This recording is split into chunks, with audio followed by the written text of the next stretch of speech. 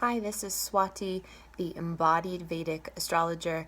I support my clients in greater self-trust, deeper embodiment, abundance, thriving, and life path clarity. In this video, I want to share a little bit about the disconnection process and how that takes place on a more spiritual level.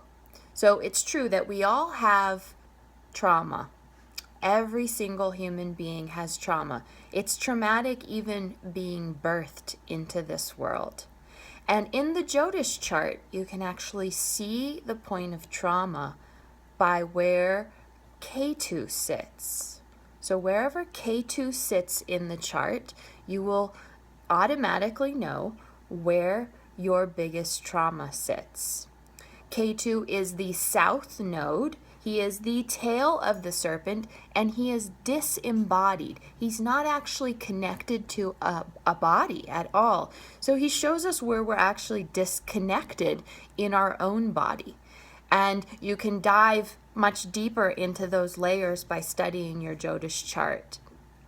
The story of Ketu is very connected to the story of Lord Ganesha, the elephant god. And Ganesha got his head severed from his father Shiva, and that disconnection was a deep transformation for him. And through the process of having an elephant head attached to his body, he became wiser and stronger and more of a spiritual guiding force. So this story really expresses the transformational journey that our trauma can take us on and what it can actually support in terms of the healing journey. There is a way to take the trauma and actually use it as a way to heal, transform, and even strengthen the part of the body, the part of our bodies that has been weak before. So we do that initially by studying the jyotish chart, and we can deepen our connection process through embodiment resources. Remember that the trauma in your body is the place where you are disconnected.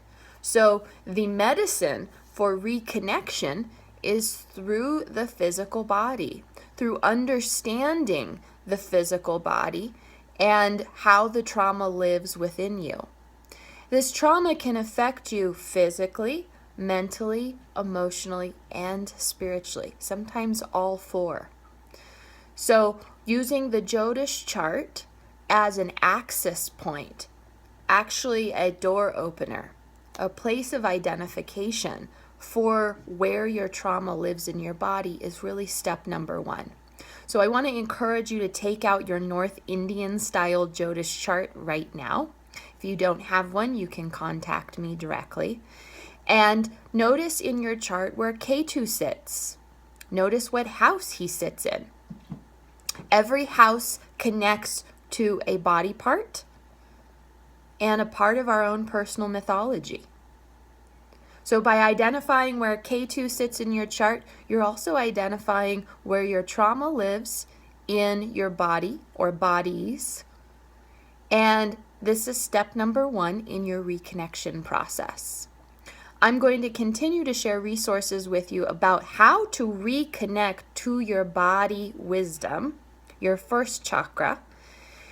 And please join me for my free webinar where I will be sharing even more resources for deeper connection, embodiment, and clearing away the disconnection, the dis-ease, the disempowerment, all the places where we're disconnected within.